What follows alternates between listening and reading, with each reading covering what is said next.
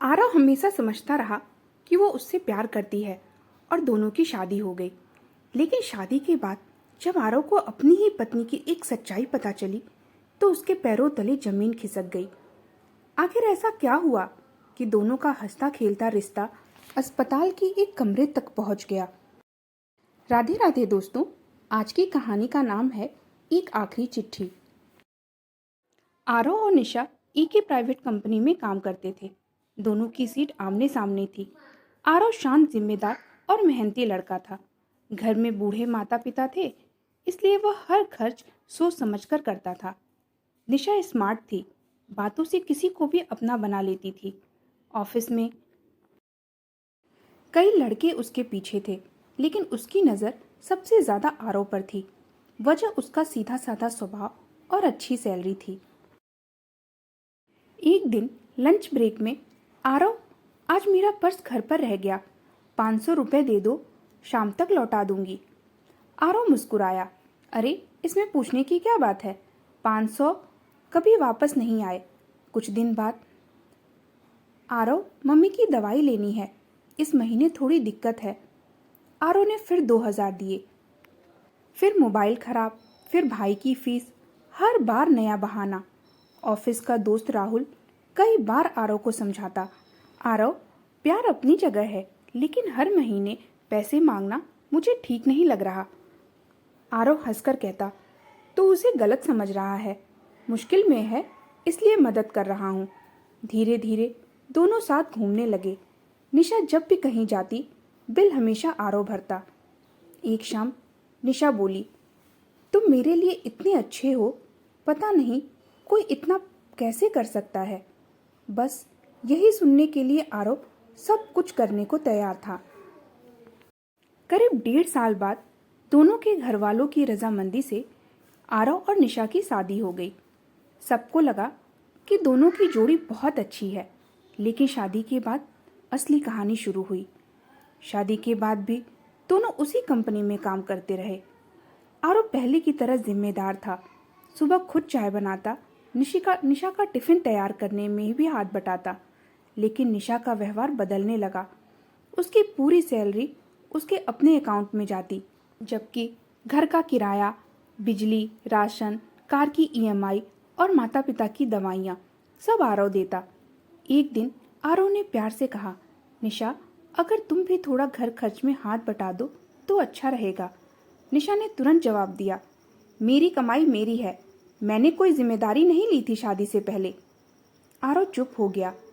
कुछ महीनों बाद निशा ने बताया कि वह माँ बनने वाली है। पूरे घर में खुशी छा गई। आरव ने उसका और भी ज़्यादा ध्यान रखना शुरू कर दिया। ऑफिस छोड़ने और लाने की जिम्मेदारी भी उसने खुद ले ली। लेकिन निशा ने ऑफिस जाना कम नहीं किया।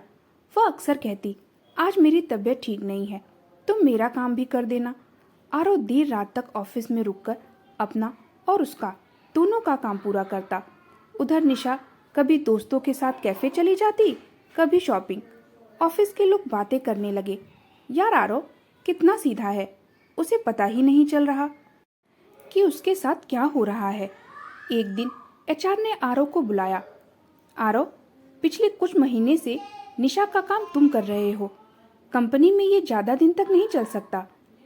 उसी दिन पहली बार आरव को एहसास हुआ कि शायद लोग गलत नहीं कह रहे थे। एक शाम डॉक्टर के पास चेकअप के बाद लौटते समय निशा बोली, वैसे अगले महीने मुझे नया आईफोन लेना है। निशा की बात सुन आरव मुस्कुराया, इस समय बच्चे के आने का खर्च ज़्यादा ज़रूरी है। निशा नाराज़ हो गई और कहने लगी, तुम पहले जैसे नहीं रहे। आरव ने पहली बार शांत लेकिन सख्त आवाज़ में कहा, पहले मैं सिर्फ तुम्हारी हर बात मानता था, अब मैं अपने बच्चे का पिता भी हूँ। यह बात निशा को चुभ गई। कुछ दिनों बाद कंपनी में स्टाफ कम होने की वजह से अचानक काम बढ़ गया। निशा ने फिर छुट्टी ले ली और अपना सारा काम आरव पर छोड़ दिया। इस बार आरव ने साफ मना कर दिया, जो काम तुम्हारा है वह तुम्हें ही करना होगा, मैं मदद कर सकता हूँ, जिम्मेदारी नहीं उठा सकता। उसी शाम एचआर ने निशा को चेतावनी दे दी। बच्चे के जन्म में अब सिर्फ 2 महीने बचे थे। एक दिन आरव को बैंक का मैसेज मिला, उसके अकाउंट से 1.5 लाख रुपए निकाले गए थे। घर आकर उसने निशा से पूछा, निशा, ये 1.5 लाख रुपए कहाँ गए? निशा ने बिना किसी तरफ देखे कहा, मैंने निकाले हैं। इतनी सारे? लेकिन किस लिए? मेरी छोटी बहन को ज़रूरत थी। निशा की बात सुन आरव सन्न रह गया। कम से कम एक बार मुझसे पूछ तो लेती। आरव की बात सुन निशा झल्लाकर बोली, हर चीज के लिए तुम्हारी परमिशन लेनी पड़ेगी क्या? उस दिन पहली बार दोनों के बीच जोरदार बहस हुई। आरव ने गुस्से में कहा, शादी के पहले भी मैं ही खर्च उठाता था, शादी के बाद भी मैं ही उठा रहा हूँ, आखिर कब तक? निशा ने ताना मारते हुए कहा, अगर इतना ही एहसान लगता है तो मत किया करो। ये शब्द आरव के दिल में तीर की तरह चुभ गए। उस दिन के बाद दोनों एक ही घर में अजनबियों की तरह रहने लगे। न बात होती और ना ही हंसी। डाइनिंग टेबल पर भी खामोशी रहती। आरव ऑफिस से देर से आने लगा।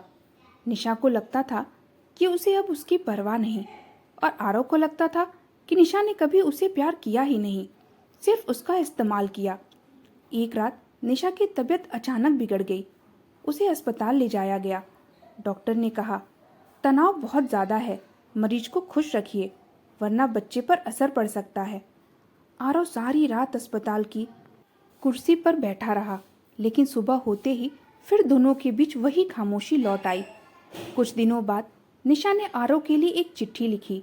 उसमें लिखा, शायद तुम सही थे, मैंने हमेशा तुम्हारे प्यार को अपनी जीत समझा। तुम जितना झुकते गए मैं उतनी ही स्वार्थी होती गई, लेकिन आज जब तुम मेरे पास होते हुए भी मुझसे दूर हो, तब समझ आया कि पैसे खत्म होने का दर्द इतना बड़ा नहीं होता जितना किसी अपने को खो देने का होता है। लेकिन वह चिट्ठी देने की हिम्मत नहीं जुटा पाई। फिर वह दिन आ गया। रात के 2 बजे अचानक निशा को तेज दर्द शुरू हुआ। उसे तुरंत अस्पताल ले जाया गया। ऑपरेशन थिएटर के बाहर आरव बेचैन होकर टहल रहा था। पहली बार उसे एहसास हुआ कि वह निशा से कितना प्यार करता है।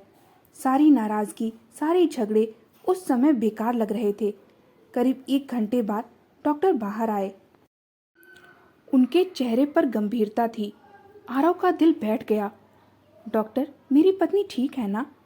तो डॉक्टर ने कहा, माँ और बच्चा दोनों सुरक्षित हैं, लेकिन कुछ देर के लिए स्थिति बहुत नाजुक हो गई थी।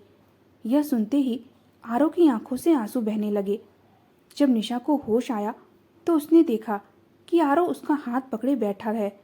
उसकी आंखें लाल थीं। शायद वो बहुत रोया था। निशा ने धीरे से पूछा, तुम रो रहे थे?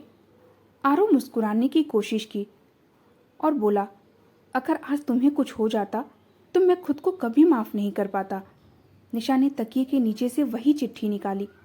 ये तुम्हारे लिए लिखी थी। आरव ने पढ़ना शुरू किया। जैसे जैसे वह पढ़ता गया उसकी आंखें भरती गईं। आखिरी लाइन में लिखा था, अगर कभी मुझे कुछ हो जाए तो हमारे बच्चे को ये मत बताना कि उसकी माँ स्वार्थी थी। उसे बस इतना बताना कि उसने बहुत देर से सही लेकिन अपने पिता से सच्चा प्यार करना सीख लिया था। आरव खुद को रोक नहीं पाया। वह निशा के पास बैठ गया। दोनों फूट फूट कर रो पड़े। कई महीनों का गुस्सा, शिकायतें और दर्द आंसुओं में बह गया। कमरे के कोने में उनका नवजात बेटा सो रहा था और पहली बार उन्हें लगा कि शायद परिवार का मतलब जीतना नहीं, एक दूसरे को समझना होता है। दोस्तों, आप आरव की जगह होते तो क्या निशा को एक और मौका देते या हमेशा के लिए उससे अलग हो जाते? अपना जवाब जरूर लिखिएगा। राधे राधे।